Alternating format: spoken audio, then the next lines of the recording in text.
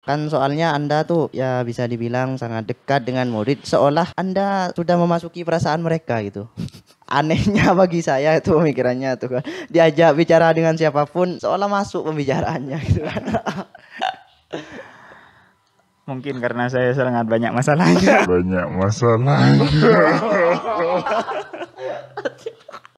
Ding during during ding. Belajar podcast. Halo penonton. Sepertinya podcast kali ini lumayan tidak berfaedah. Bersama dengan Gufron lagi. Si apa sekarang edisinya ini? Gufron si apa ini? Si Cengil. Di santri baru. Kalau saya sekarang si agak senewan. Kamu nggak mau nanya sesuatu? Cukup bingung siapa yang mau ditanya. Itu laptopnya Pak Asbi berisik.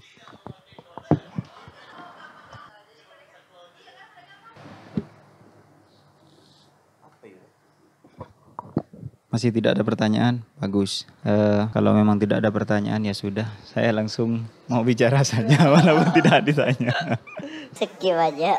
Kamu di sini kan sekolah dan posisinya saya sebagai guru lah gitu. Dan kamu sebagai murid. Pernah nggak kamu nanya di hatimu gimana rasanya jadi guru yang kekurangan uang? Gimana menurut bayanganmu? Ya saya cukup kepikiran ya seperti itu. Karena kan seperti yang diceritakan oleh guru-guru yang lain, kalau gaji guru tuh tidak bisa dibandingkan dengan gaji orang tua saya.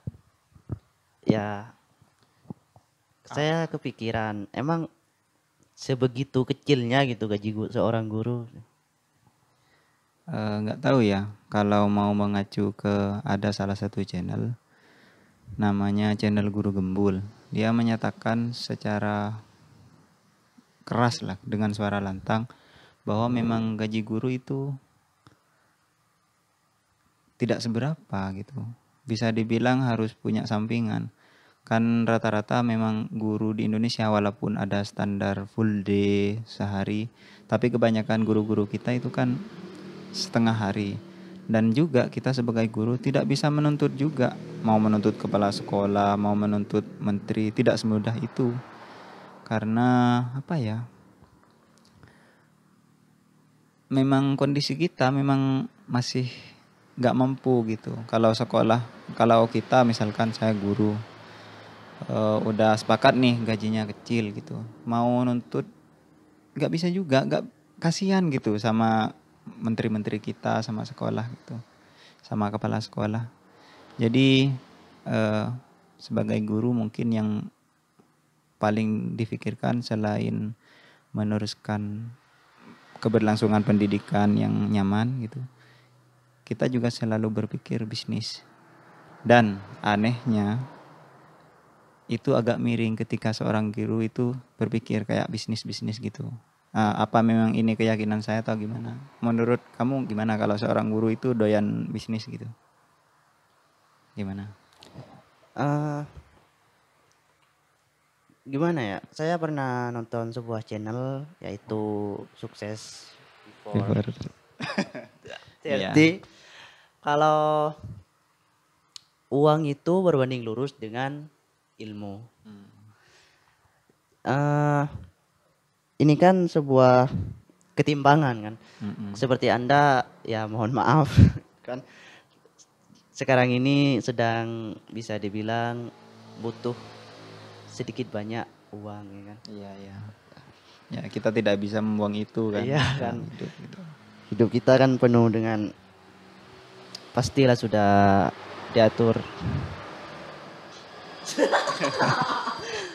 Hidup kita kan pasti tidak luput dengan gitu, Jadi sebenarnya tuh konsep ilmu itu berbanding lurus dengan uang itu berbanding lurus dengan ilmu tuh menurut Anda tuh bagaimana gitu kan? Oh itu ya kalau dipikirkan murid gitu Iya. ya. Kan pasti tanda-tandanya guru itu kan pinter, masa nggak bisa mengaplikasikan ya gitu. Oke. Ada banyak sudut pandang. Kadang gini, seorang guru itu memang bisa mengajar, bisa menyampaikan ilmu, bisa secara kelihatan pinter lah gitulah gampangnya.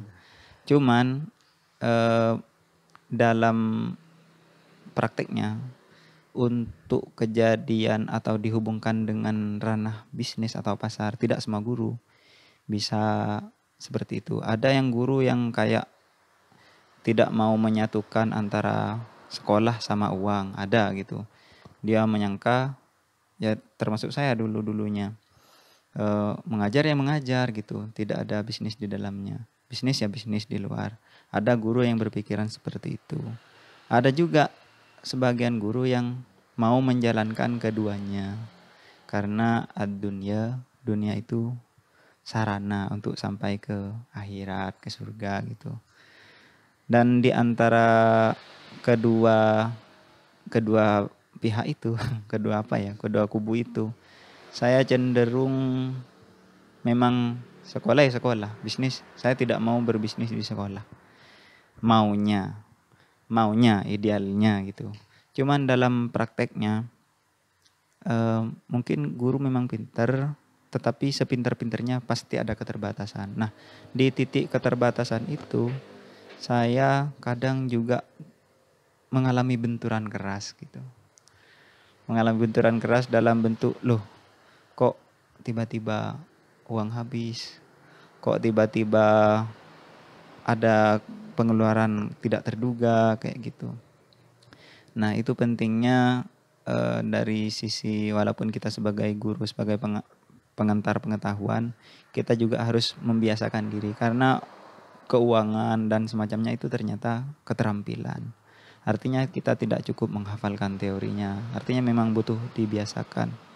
Dan juga tidak semua guru pengalamannya seperti saya. Ada juga rekan-rekan guru di sini mapan keuangannya. Saya banyak belajar. Saya berada di sini berapa tahun ya? 3 tahunan gitu, 3 tahun setengah. Dan saya banyak belajar dari guru-guru yang lain. Semacam paham nggak ya? Iya, cukup paham sih. Kan tadi kan saya bilang kalau uang itu berbanding lurus dengan ilmu yang diajarkan di Siapa? Success Before. Oh iya, Pak Chandra itu Ya, ya. Pak Chandra. Saya sering lihat itu. Kata Pak Chandra tuh kita cara mengatur keuangan untuk dapat mencapai keuangan yang cukup maksimal dengan cara, jika kita ingin sebuah uang 100.000, kita harus belajar mengelola 10.000. Oh iya, benar. Iya. Dan seterusnya lah pokoknya. Kan guru itu kan bisa dibilang orang yang lebih berpengalaman kan. Jadi kalau kita ketemu sama guru yang cukup susah untuk mengelola uang gitu kan, faktor utamanya tuh kadang apa gitu. Kalau Anda sendiri itu bagaimana faktor utamanya dalam mengelola keuangan gitu? Oh, saya lebih suka menyalahkan diri saya sendiri. Tidak ada orang tua yang mendidiknya gagal atau semacamnya. Karena saya berprinsip, saya kan yang ditanya. Mungkin setiap guru berbeda. Saya mengalami banyak pembelajaran di dalam kehidupan. Seperti perkataan Bill Gates yang mengatakan bahwa kita nggak apa-apa lahir miskin dan terbiasa miskin sejak kecil. Cuma ketika kita mati dalam keadaan tetap miskin, itu perlu kita pertanyakan. Quote-nya pendek sih, tetapi saya memaknainya seperti itu. Nah, dari kesadaran seperti Pak Bill Gates tadi, saya mulai, iya ini ada yang nggak beres. Saya dalam prakteknya sering jajan yang bukan kebutuhan, bisa seperti itu.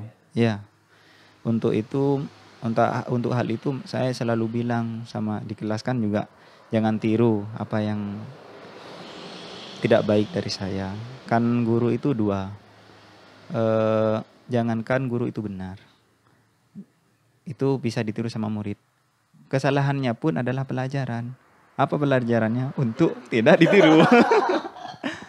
Nah, dan untuk perkembangannya sejauh ini banyak murid-murid yang lebih pandai mendapatkan uang dari game, mendapatkan uang dari macam-macam lah gitu.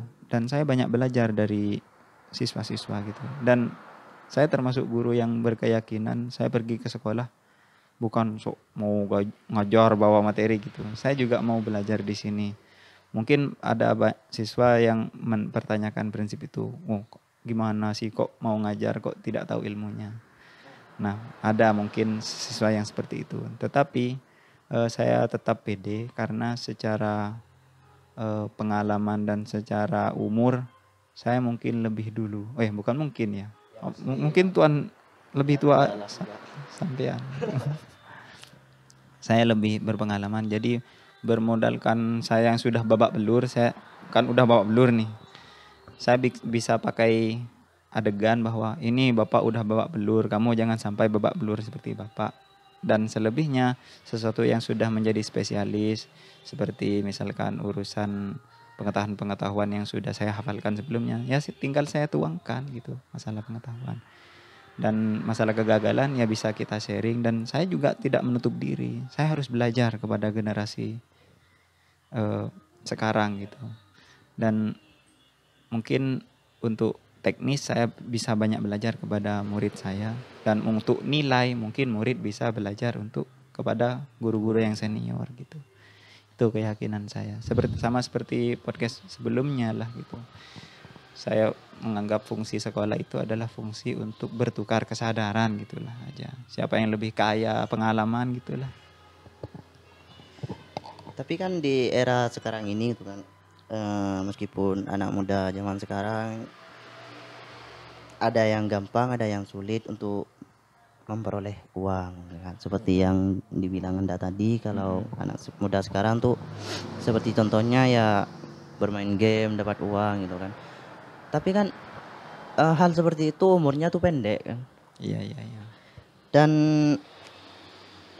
kebanyakan anak sekarang tuh anak muda zaman sekarang tuh fokus kepada hasilnya saja gitu, tanpa memikirkan bagaimana prosesnya.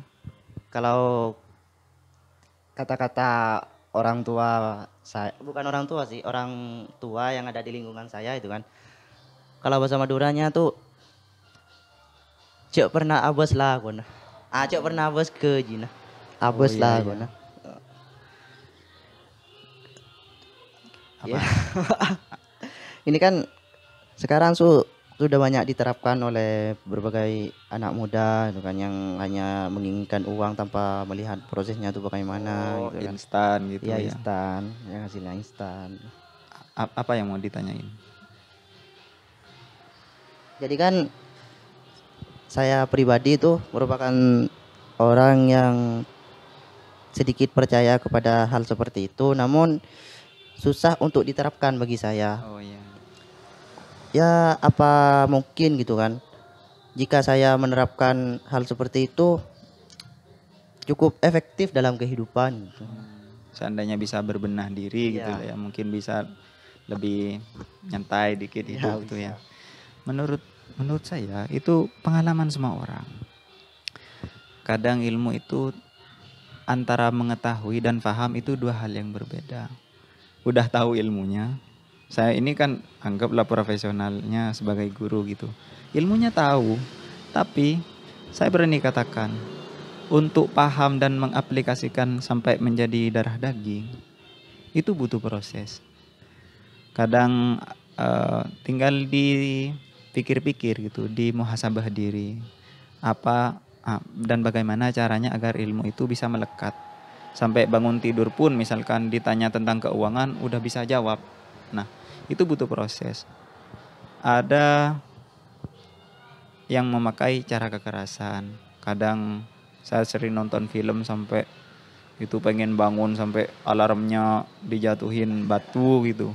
Terserah lah. Atau ada orang di film Naruto itu untuk mencapai satu ilmu agar melekat, ada yang mengsanksi dirinya. Misalkan dia menargetkan saya harus nabung minggu depan harus dapat 100.000 misalkan dalam satu minggu misalnya. Di film Naruto itu ya bukan kayak gitu kasusnya, tapi cara menghukumnya itu yang menarik.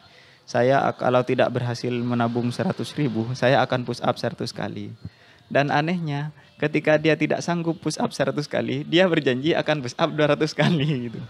Nah, itu pakai cara-cara kasar. Ada yang pakai cara-cara afirmasi gitu. saya kaya, saya bisa menabung. Kamu sering kan nonton di YouTube dan juga beredar banyak lah sekarang. Kalau saya sendiri butuh keduanya. Terkadang saya memang meminta orang untuk memaki-maki saya. Termasuk meminta komentar salah satu murid. Ya teman kita itu kan Ricky misalkan. Saya dengan sengaja meminta komentar gimana pendapat. Itu kan mulutnya agak jujur Cempreng gitu, gitu. agak jujur gitu. Dan saya suka kejujuran seperti itu. Dan saya berusaha menerima apa yang dikomentari sama siswa kita itu. Sama Ricky. Saya tanya kepada dia gimana pendapatnya saya ketika melakukan ini. Tentang keuangan, tentang asmara mungkin. Tanya. Ternyata dia memiliki sudut pandang yang cukup bagus. Dan kadang tidak pernah saya pikirkan sama si Ricky itu. Dan itu di sisi yang kasarnya. Anggap saya meminta maki-maki, kadang saya meminta ibu untuk bangun lebih pagi sampai dicubit gitu. Saya sering sama ibu. Ada pakai cara yang halus. Saya membaca buku yang penuh haru gitu. Menonton iklan-iklannya orang Thailand itu kan mengharukan. Mengharukan. Iya, tapi menyentuh benar. Saya sering tergugah betapa mereka berjuang dari titik nol lah gitu. Ada titik nol ya. Ya berproses gitulah. Itu saya memakai dua cara yang seperti itu. Dari sisi yang halus saya berusaha mendapatkan pelajaran, dari sisi yang keras-keras, atau kalau memang di sini ada pelatihan seperti militer termasuk dalam keuangan misalkan di gimana lah. Kalau misalkan terjangkau secara waktu dan keuangan, saya pasti ikut sekarang. Karena saya ingin terus setiap hari lebih baik, setiap hari lebih baik. Saya tidak mau rugi gitu. Kan katanya hadis ya kalau nggak salah. Gimana sih guru apa ini? Nggak tahu. Ya, orang yang paling merugi adalah orang yang tidak berubah menjadi lebih baik. Kayak gitulah. Nah itu saya menanggapi pertanyaan tadi. Oh, iya. Tapi kan gini, Anda kadang apalah yang Anda katakan tadi kalau Anda ingin menerima komentar dari siswa gitu kan. Iya, iya. Kita kan hidup di bisa dibilang zaman yang berbeda kan. Dan keseharian kita juga pasti akan berbeda kan, dari dulu Anda Ya. anak mudanya seperti apa dan anak sekarang itu seperti apa. Apakah di pikiran Anda tuh apa mungkin Anda ingin menyesuaikan keadaan sekarang dengan zaman sekarang, atau Anda harus meneruskan apa yang Anda pelajari dari masa muda Anda gitu? Oh iya iya. Mau pakai cara lama atau cara Cara baru baru, gitu iya. kembangnya ya. Kan kita pernah bicara bukan di podcast di halaman di sana-sana lah pernah bicara. Ada itu rentetan kebutuhan yang segitiga itu, yang kebutuhan Maslow gitu. Kayaknya aku pernah sharing sama kamu. Ya, selama itu adalah yang pertama kita harus mengutamakan keberlangsungan dulu. Tidak ada salahnya demi keberlangsungan hidup, demi keberlangsungan pembelajaran, kita menerobos cara-cara lama, tidak apa-apa. Misalnya kalau dulu seseorang guru itu tidak pantas kan meminta, bukan tidak pantas sih, kayak gak biasa gitulah. Masa guru minta dinasehati oleh murid. Gak tahu sih kalau di zaman yang dulu-dulu banget, zamannya Imam Syafi'i mungkin biasa. Tapi setahu saya kasusnya yang banyak belajar itu murid kepada gurunya. Dan saya sebagai murid dulu gak berani, diminta pun saya gak berani gitu. Kalau dulu takut bawa perasaan gitu kan, kondisinya seperti itu. Namun di zaman sekarang karena kita harus menjaga keberlangsungan ekonomi, pendidikan, pokoknya sosial semuanya, segala cara kita harus lakukan, termasuk berkaca. Jangankan hanya kepada murid, berkaca kepada binatang menurut saya tidak apa-apa. Apalagi murid yang punya otak lah gampangnya gitu. Dan saya merasa juga untuk kasus di sini di sekolah kita toh aman-aman saja gitu bertanya. Di sini nggak ada murid yang demo yang Mungkin secara pikiran mereka liar, tetapi cara komunikasinya menurut saya masih baik-baik saja kok. Tidak ada yang teriak-teriak atau yang memprovokasi gitu. Dan saya sangat bersyukur kepada Allah ada di lingkungan yang seperti itu. Ya, masalah keliaran berpikir, pertanyaan yang aneh-aneh, biasa, siapa yang tidak punya seperti itu. Saya pun punya pertanyaan yang banyak tentang dunia ini. Kenapa kok seperti itu, kenapa seperti itu. Semua orang pasti punya yang kayak gitu. Tinggal dikomunikasikan secara mesra atau penuh kemarahan, itu pilihan orang yang mau ngomong gitu, menurut saya. Jadi saya akan tetap terbuka apa yang menjadi yang baik dari, walaupun dari murid atau dari yang lebih hina pun, kok hina sih, dari batu misalkan ilmunya, saya akan ambil gitu sebisa mungkin. Barulah setelah saya dapat ilmunya, saya renungkan dan saya akan berusaha lekatkan di dalam tubuh agar dibangunin langsung bisa keluar gitu. Berarti udah kata Pak Ong, guru bahasa Inggris saya dulu, orang yang berhasil belajar bahasa Inggris adalah yang mimpinya pakai bahasa Inggris. Dan saya ingin seperti itu. Di dalam mimpi, terus nanti tidur saya mimpi udah mapan keuangan gitu. Berarti kan udah kesadarannya bagus gitu. Kalau ke bawah mimpi gitu. Masuk ke jiwanya. Tapi ya kalau menurut Anda pribadi tuh, kepribadian Anda sekarang dan kalau dibandingkan dengan siswa-siswa yang lain itu, apa ada kesamaan atau sangat berbeda gitu kan? Oh iya. Kan soalnya Anda tuh ya bisa dibilang sangat dekat dengan murid, seolah Anda sudah memasuki perasaan mereka gitu. Anehnya bagi saya itu pemikirannya tuh kan. Diajak bicara dengan siapapun seolah masuk pembicaraannya gitu kan. Mungkin karena saya sangat banyak masalahnya.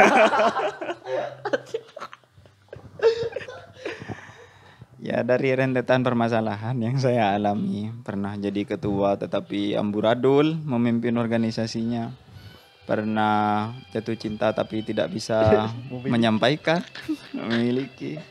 Pernah pengen barang tapi tidak pernah kesampaian, kecuali pakai utang dulu misalkan. Dari serangkaian masalah itu di siang dan malamnya kan katanya ya, orang yang selalu story WA-nya itu tentang hidup adalah hidup biasanya banyak masalahnya. Mungkin saya seperti itu orangnya.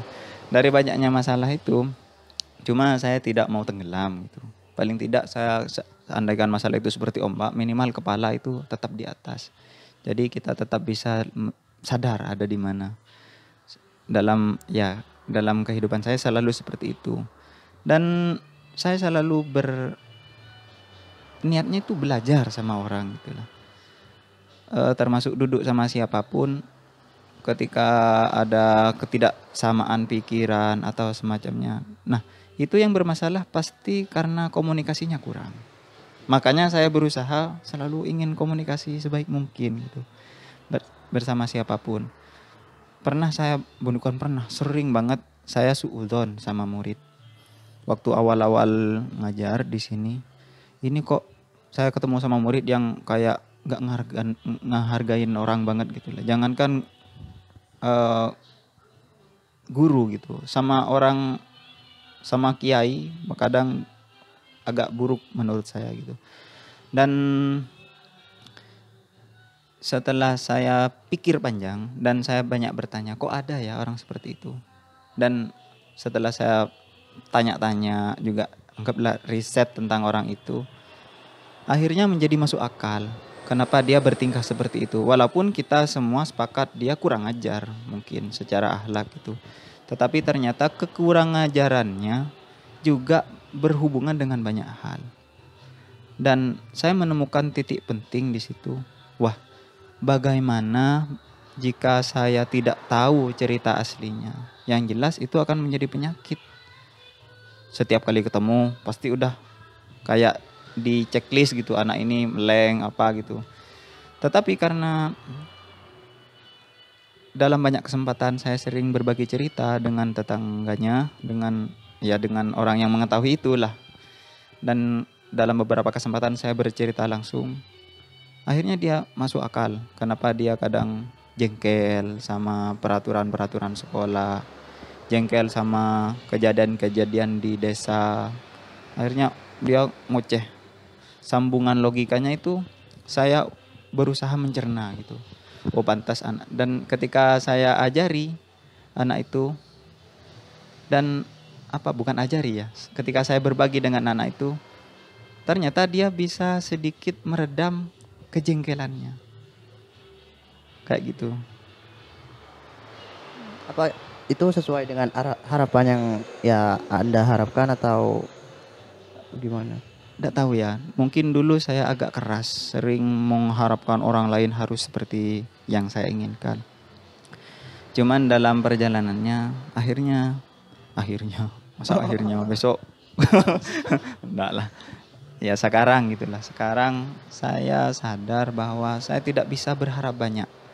Bahkan ada filsafat stoik gitu yang mengatakan bahwa yang bisa dikontrol itu cuman diri ini gitu. Aku gak bisa ngontrol kamu gitu. Dan sama seperti masuk kelas misalkan, ya niatnya aku mengamati, bukan dalam arti tidak peduli ya, tetapi kita harus sadar betul sejauh mana kita akan bisa mempengaruhi murid-murid kita sebagai guru, atau kamu mempengaruhi teman-temannya gitu. Dengan kesadaran seperti itu sangat membantu banget. Kita tidak mudah stres gitu, dan juga akan ada banyak sudut pandang yang kita bisa cerna gitu.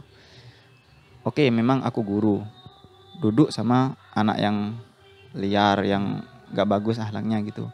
Ketika saya bercerita memang terjadi agak debat kadang, gimana, tak bisa pak, gak bisa bapak, cuman dijelasin sambungannya seperti ini, ceritanya seperti ini, tidak semudah itu kesimpulannya, misalkan saya jelaskan ke dia. Akhirnya dia cukup tertegun gitu, cukup diam, dan di pertemuan berikutnya anak yang tadinya beringas itu menjadi lebih kalem. Saya selalu mengalami seperti itu. Dari sudut pandang yang saya tidak berharap banyak kepada orang dan mengharapkan komunikasi yang baik aja gitu, itu menghasilkan kenyamanan, itulah. Emangnya Anda tidak pernah bertemu sama siswa yang cukup ngotot dalam hal itu gitu? Loh, sengotot apapun kan seperti ini. Sengotot apapun 2 tambah 2 sama dengan 4. Saya punya keyakinan seperti itu. Saya yakin ada orang ormas sebelah yang seperti itu maunya, keyakinannya. Ketika diskusi serius dan agak dalam, ketemu kok jalan tengahnya gitu. Yang paling menentang itu memang mengatasi orang yang tidak mau terbuka gitu. Yang pokoknya itu. Entah murid, entah apa, pokoknya. Kalau aku udah pokoknya itu kan nggak bisa gitu, nggak bisa dilanjutin. Nah itu. Kalau masih terbuka, ada celah, misalkan aku melihat dari pemikiran entah murid, entah orang yang saya ajak bicara ketika ngotot, nggak mau sharing, saya pasti secara otomatis kan akal yang anggap taruhlah sehat gitu, pasti akan melihat banyak celah di sana. Dan ketika dipertanyakan, dia kesandung sendiri sama pernyataannya. Dan saya lebih suka pakai teknik seperti itu daripada ngotot. Nggak tahu ya, pastinya kita harus juga banyak baca referensi, banyak tontonan, banyak belajar lah gitulah.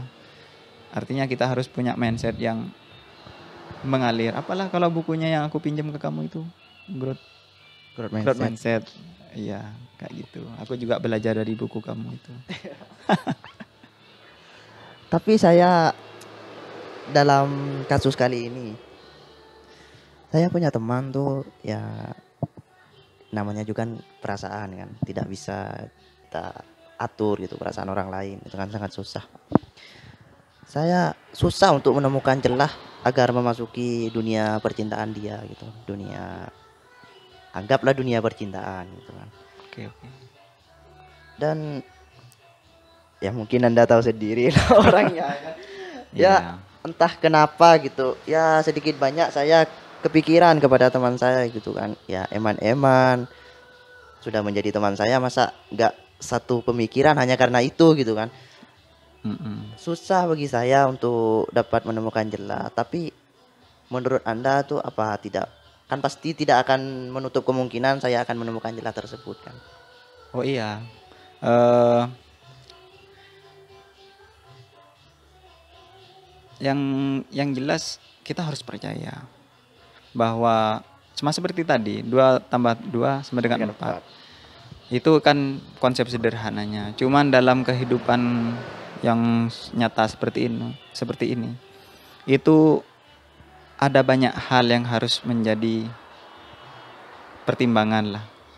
Terkadang kita juga harus membiarkan beberapa masalah untuk selesai dengan sendirinya. Artinya ini masalah waktu. Kalau menurut pemikiran saya, mungkin kamu dalam kasus itu buru-buru pengen berbagi cepat-cepat dia sembuh, atau hatimu sendiri misalkan cepat-cepat sembuh, itu wajar, namanya aja siswa SMA kayak gitu. Saya juga di zaman dahulu dahulu kala agak buru-buru gitu kalau mau menyampaikan perasaan, nggak mau kayak mengalir lembut gitu, nggak mau kayak gitu langsung iya darah muda gitulah. Tapi kan gini loh, saya kan sudah kelas 3 gitu kan. Iya. Ya bagi saya tuh buru-buru kan wajar. Jadi kan teman saya itu setelah saya setengah tahun lagi mungkin bisa dibilang akan lulus kan. Dan kemungkinan besar juga saya akan berpisah dengan teman saya gitu kan. Nggak tega ya bilangnya ya. Ya nggak tega gitu. Iya pasti berat lah perpisahan gitulah. Kalau teman saya tidak sembuh sebelum perpisahan itu gimana gitu, saya masih kepikiran gitu kan. Saya tidak ingin menunggu lebih lama lagi kalau hal seperti ini gitu kan. Agar tidak menambah penyakit, kita tinggal merubah rumusan pertanyaan aja. Pertanyaan besarnya jangan kapan dia akan sembuh. Yang mau diternyang-nyang di pikiran itu jangan itu pertanyaannya. Mending kayak gini, kebaikan apa yang bisa saya perbuat setiap hari? Paling tidak bisa berkenang untuk dia setelah kita lulus. Atau mudah-mudahan juga sambil lalu bisa menyembuhkan dia. Iya. Tinggal merubah pertanyaan menurut saya. Dan itu cukup nyaman untuk dijadikan prinsip. Kalau kita ngotot kapan sembuhnya, jangankan di dalam soal kepedulian seperti itu, dalam urusan saya cinta sama cewek misalnya kapan dia mau, itu bikin stres.